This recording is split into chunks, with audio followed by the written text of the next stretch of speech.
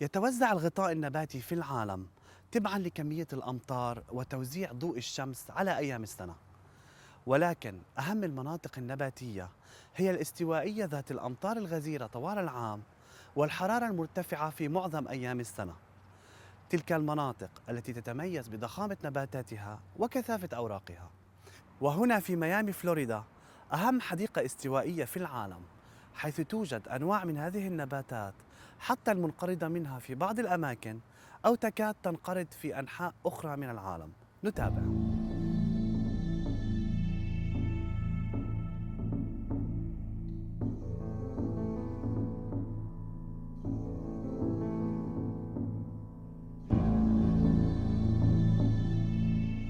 في معظم المدن الكبرى توجد أماكن خاصة تزرع فيها أعداد هائلة من النباتات الطبيعية والغريبة، وهذه الأماكن هي ما يطلق عليها اسم الحدائق النباتية. وفي الأزمنة القديمة لم يكن الاهتمام بالنباتات إلا لما يمكن أن يستفاد منها في المجالات الطبية أو الغذائية، ولم تطرأ فكرة تجميع مختلف أنواع النباتات المعروفة في حديقة واحدة إلا على أيدي فلاسفة من فلاسفة اليونان، وذلك لكي يسهل على التلاميذ دراستها.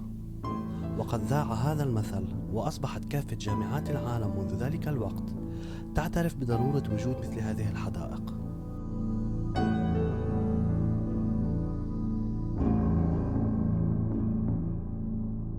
Hi Carl. Hi Laith. How are you? I'm great. Welcome to Fairchild. Thank you. We came here just to discover this garden, this botanic garden with many trees. How old is this garden? Well, this garden opened in 1938. Mm-hmm. That's when we opened the doors to the public and people first got a look at this extraordinary landscape. Right. But some of the plants that we have here are even older than that. They came in the 1920s and the 1930s as part of a private tropical plant collection. Okay. So we can see a lot of plants like these palms, for example. Yeah, From these where are are these these are plants? extremely old. These date back to the 1930s. They came from the island of Cuba.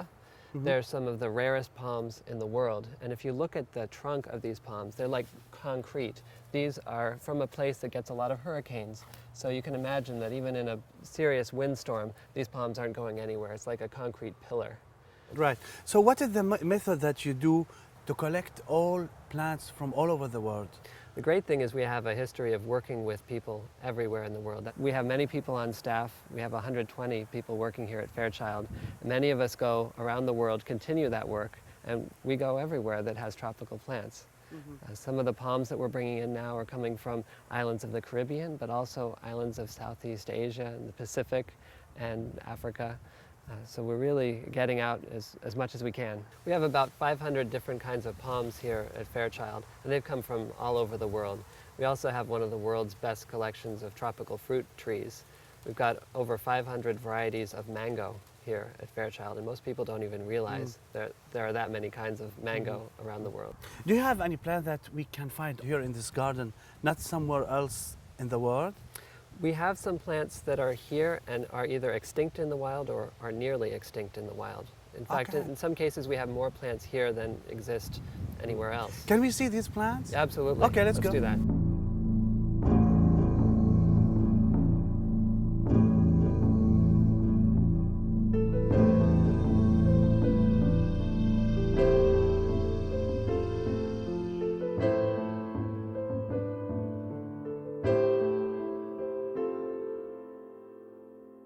This is a Haitian oil palm, and this is an important part of our conservation collection here at Fairchild.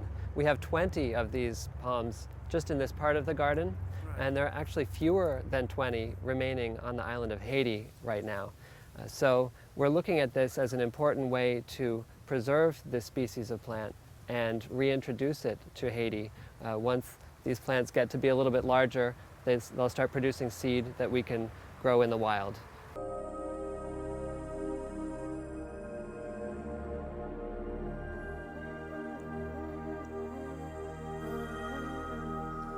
So, Carl, is this botanic garden like a place where people used to come to enjoy trees, or you make scientific studies around these trees? Well, this garden has many different layers. So yes, we do have a very good research program where we're doing some very high-tech DNA research on the tropical plants here.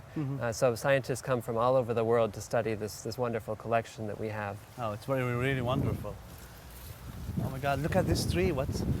From which country is this tree? That's a baobab tree. It's from Africa and Madagascar. It is the quintessential large tree of the African savanna. Oh my God, it's really huge. Can I touch this It's tree? absolutely, yes, people do, and it's a very large tree in the wild, but it has very soft wood. It's Very soft wood. Yeah, it's able It to seems store. very solid, very No, big. it stores a lot of water so that in times of drought the tree can still survive. But what it means to have soft wood in the African savanna is that elephants are able to chew on the wood. So in the wild you'll see many of the trees are damaged by elephants.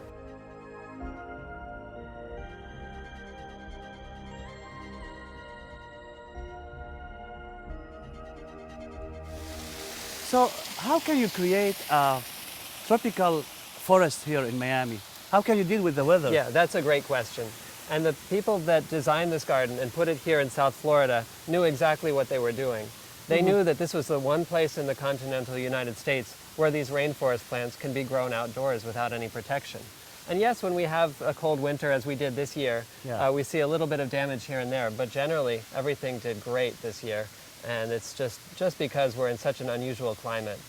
Is there any plants that you would like to get here in the garden, but they can't live with this weather or with the weather of Miami? There are some famous palms and flowering trees that we just cannot grow here because we do get that cold weather. But generally, we can grow most everything.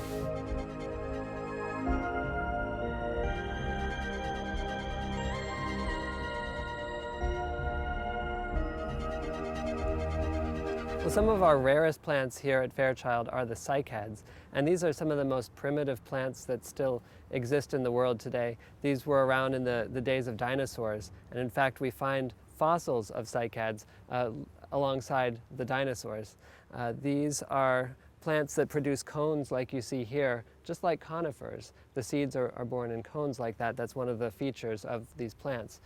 But they're extraordinarily rare. They're found throughout the tropics, but some of the species that we have here are extinct in the wild and are only found here and in other botanic gardens. Gardens like this are a resource for conserving those species. So, Carl, how do you protect your plants from pollution? Well, we're part of a network of botanical gardens all around the world, so we share plants with other gardens. Anything that we have that's extremely rare, we make sure it's somewhere else also.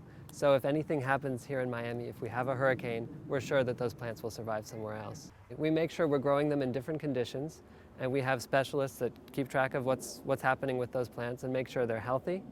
We do inventories very regularly to make sure our plants are as healthy as they can be.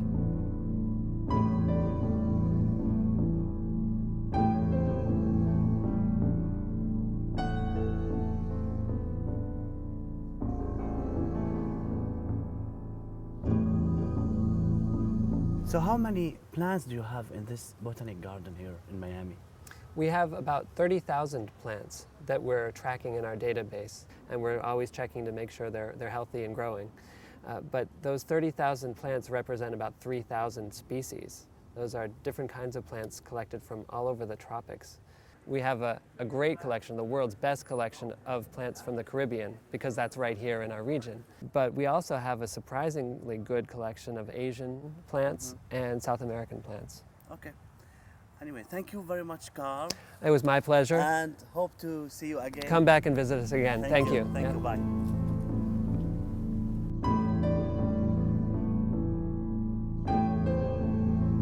لبرنامج محطات ليث بزاري العربيه ميامي فلوريدا.